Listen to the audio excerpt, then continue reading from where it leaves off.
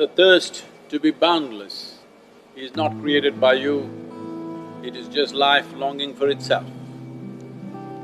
This very longing of wanting to be something other than who you are right now, or wanting to be something more, is in a way, we need to understand, if we take one step, we have to leave the space in which we were and take the next step. This longing has invested itself in us as a process of life.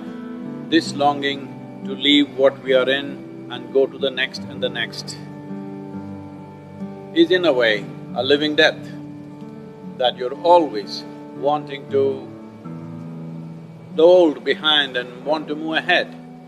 But if we do not come to an absolute acceptance of our mortal nature, then we will invest ourselves into memory of the past.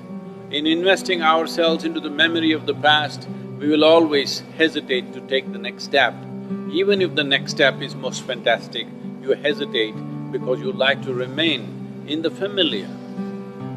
Familiar means that you're invested in your own memory. What is in your memory is familiar to you and you want to become stagnant. Once you're not willing to die with every breath and every step, that means you're willing to leave one part of you behind and step into something new.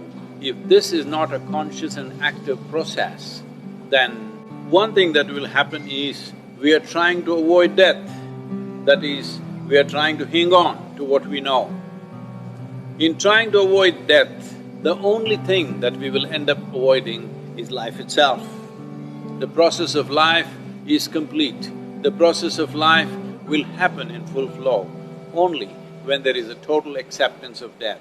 Living death is not some morbid dimension of life, it is the most active and dynamic way to exist, because if you constantly do not leave behind the moment that is just past as dead, you will not step into the fresh moment in your fullness, and your aliveness will become depleted. This is what has happened to a whole lot of adults. When they were children, how alive they were, and by the time they're 30, they are partially alive, the aliveness has gone down. One must understand this. With age, our physical agility may go down, but our aliveness need not go down. That is, if you are living death, every moment of your life, your aliveness will be on, full on, till the last moment of your life.